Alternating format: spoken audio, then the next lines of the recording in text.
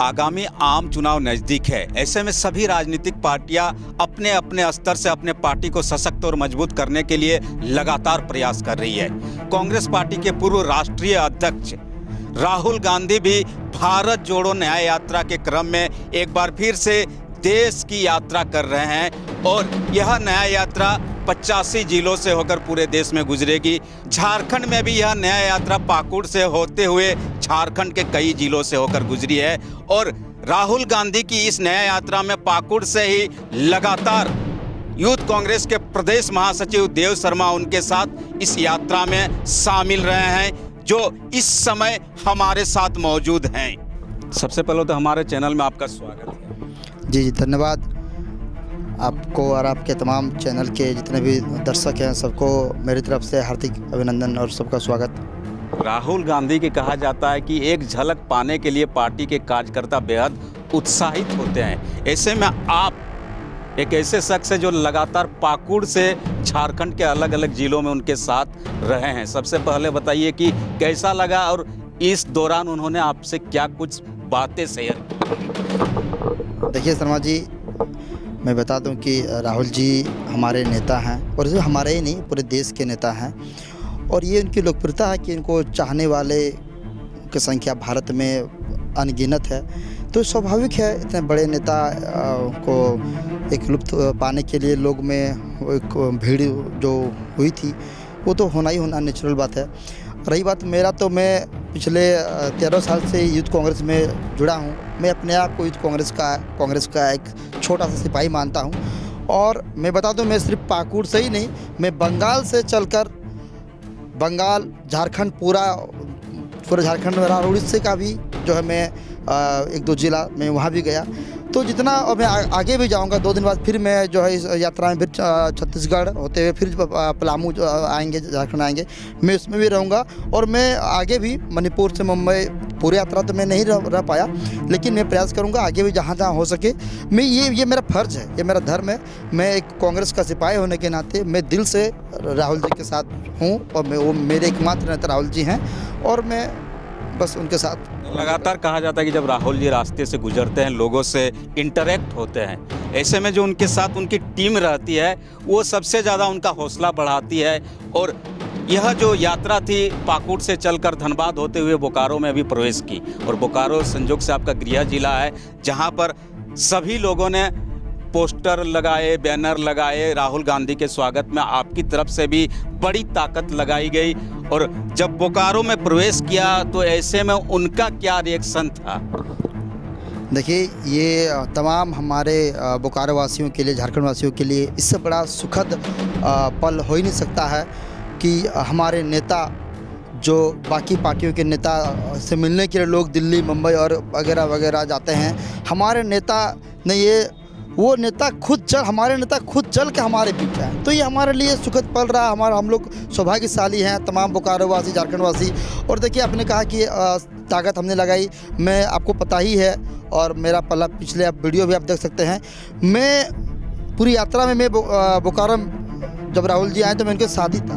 मैं ऐसा नहीं कि होर्डिंग पोस्टर के मैं पहले मैं यहाँ था, मैं यात्रा में उनके साथ था। हमारे समर्थकों ने जो कुछ हो पाया मेरे अनुपस्थिति में, मैं अपने समर्थकों का भी कोटि कोटि धन्यवाद देना चाहता हूँ कि मेरी अनुपस्थिति में उन्होंने ऐसी मेरी उपस्थिति दर्ज कराई कि मैं आपको एक बता दूं, शायद आप लोग को भी जानकारी है, आप लोग भी यहाँ पर थे पीसी के टाइम, राहुल जी ने 2 बार मेरा नाम लिया। तो मैं अपने आप को सौभाग्यशाली मानता हूँ और कि हमारे नेता ने बोकारो की छोटे से इस क्रम में भी 2 बार मेरा नाम लिया। मैं उसी में बहुत बेहद खुश हूँ। रांची में उन्होंने मुझे बहुत अच्छा से टाइम दिया और एक बहुत प्यारी मेरी मुलाकात हुई, उनसे बहुत कुछ सीखने को मिला। तस्वीर भी आपके साथ दोनों की वायरल हो रही है। जी वो हमारे नेता हैं। अब आपने सही कहा कि पूरे यात्रा में मैंने कहीं भी जबरन उनके गाड़ी में चढ़ने का, उनसे फ़ोटो लेने का कहीं प्रयास नहीं किया। मैंने लगातार एक सिपाही का जो काम था झंडा लेकर आगे चलने का, मैं बोकारो के अपने टीम के साथ लगातार उनके साथ चल रहा था। मेरे साथ मेरे यूथ कांग्रेस प्रदेश अध्यक्ष थे, हमारे प्रदेश प्रभारी थे, हमारे राष्ट्रीय अध्यक्ष थे। तो हमारे यूथ कांग्रेस के नेता ने, हमारे कांग्रेस के शीर्ष नेताओं ने, जब उन्हें पता चला कि नहीं मेरे साथ उनकी अच्छी फ़ोटो नहीं हो पाई, तो उन्होंने खुद ये बात राहुल जी को कही। और मैं शर्मा जी, मैं आपको बता दूं, सच बात बताऊं, कि जैसे ही उनको पता चला उन्होंने इमीडिएट मुझे बुलवाया और एक बहुत ही शानदार उन्होंने मेरे साथ 2-3 मिनट का समय बिताया। बोकारो के बारे में उन्होंने बहुत कुछ चीज़ें पूछी हमसे, हमने बताया बोकारो की समस्याओं के बारे में, विस्थापित को समस्याओं के बारे में। पूछ रहा था कि बोकारो जब घुसे होंगे तो बोकारो की समस्या से रूबरू होने का उनका पूरा मन था। रूबरू भी हुए। मजदूरों की नगरी है, विस्थापितों की नगरी है, आम लोगों की जन समस्याओं, किसानों की समस्याओं के बारे में आपसे पूछा होगा। जी बिल्कुल, उन्होंने बहुत चूँकि देखिए राहुल जी देश के नेता हैं और बहुत ज़मीनी नेता हैं ये, और खासकर इस यात्रा में चल के उन्होंने साबित कर दिया कि वो कितने महात्मा गांधी के बाद दूसरे कोई नेता हैं जिन्होंने पूरे भारत को जोड़ने का, पैदल चलने का, चल कर पूरा देश घूमने का जो कोई काम किए हैं वो राहुल गांधी हैं। उन्होंने बोकारो के बारे में, उन्होंने देश के, सिर्फ बोकारो ही नहीं, देश के एक एक जिला के बारे में उन्हें बहुत अच्छे से पता है। और ये बोकारो का पहचान जो बोकारो स्टील प्लांट से होती है आप भी जानते हैं, और पूरे झारखंड, पूरा देश जानता है कि बोकारो स्टील प्लांट जो है ये कांग्रेस का ही देन है। तो उनको बहुत जैसे उनको पता चला कि अभी आउटसोर्सिंग से BSL प्लांट जो है पूरी तरह चला रही है, विस्थापितों को एकदम दरकिनार कर दिया गया है, जबकि इंदिरा गांधी जी के टाइम ये MOU बना था कि जब तक जो है चिमनी का धुआं उठेगा तब तक 4th ग्रेड में विस्थापितों का हमेशा अधिकार रहेगा। आज जैसे कोई जो मोदी जी सरकार में सत्ता में आने के बाद उन्होंने पूरी तरह से कॉर्पोरेट, पूरे देश को कॉर्पोरेट के हाथ में दे दिया। तो बोकारो स्टील प्लांट और भी बोकारो के जो है विस्थापितों का जो दुख दर्द मैंने उन्हें बताया तो काफ़ी दुखी हुए, और बस उन्होंने ये कहा कि देव आप लड़ रहे हो, आप जनता की आवाज़ को बुलंद कर रहे हो, आप इनके अधिकार के लड़ते रहो, पूरी कांग्रेस पार्टी आपके साथ है। कहीं न कहीं मेरा आत्मविश्वास उन्होंने बढ़ाने का काम किया, जिसमें बहुत जीवन भर उनका आभारी रहूँगा कि उन्होंने मुझे इतना ज़्यादा टाइम दिया और उन्होंने मुझे जो है मेरा उत्साह बढ़ाने का काम किया। उत्साह बढ़ाने का काम किया है। अब आपकी बारी है, क्योंकि चुनाव बहुत नज़दीक है, ऐसे में विपक्षी पार्टियां घेरेंगी, उनकी यात्रा को ऐसे भी कई तरह के नाम दिए जा रहे हैं, लेकिन आने वाले समय में आप लोग को बड़ा चैलेंज होने जा रहा है, ऐसा लग रहा है आपको? देखिए शर्मा जी, राजनीति में आप भी जानते हैं कि एक एक कदम कदम पर नया नया चैलेंज है, और कांग्रेस पार्टी देश की सबसे पुरानी पार्टी है।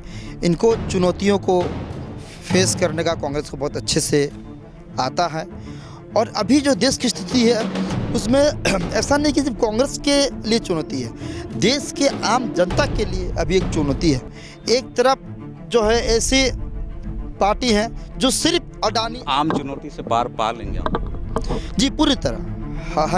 हम लोग नहीं, आम जनता ने ये निर्णय ले लिया है कि अब जो है मोदी जी के, भाजपा के झूठे जुमलों पर फंसने वाले हैं नहीं।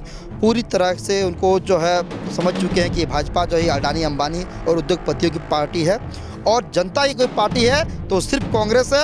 और देखिएगा 2024 में सिर्फ बोकारो झारखंड नहीं, पूरे देश की जनता जब विशाल जो है बड़े अंतर से कांग्रेस का सरकार लाने का काम करेंगे, और हमारे नेता 2024 में 200% प्रधानमंत्री बनने का काम करेंगे। ये हैं देव शर्मा, यूथ कांग्रेस के प्रदेश महासचिव है, जिन्होंने पाकुड़ से नहीं बंगाल से ही राहुल गांधी के इस सफर में साथ निभाने का काम किया है। और इन्होंने जैसा कुछ कहा कि खुद राहुल जी ने 2-2 बार इनका नाम लिया बोकारो यात्रा के क्रम में, और इन्हें बड़ी जिम्मेदारी दी है कि आप संघर्ष कर रहे हैं, आप लड़ रहे हैं, और इसी तरह झारखंड में आम आवाम की आवाज़ बनकर आगे संघर्ष करते रहिए।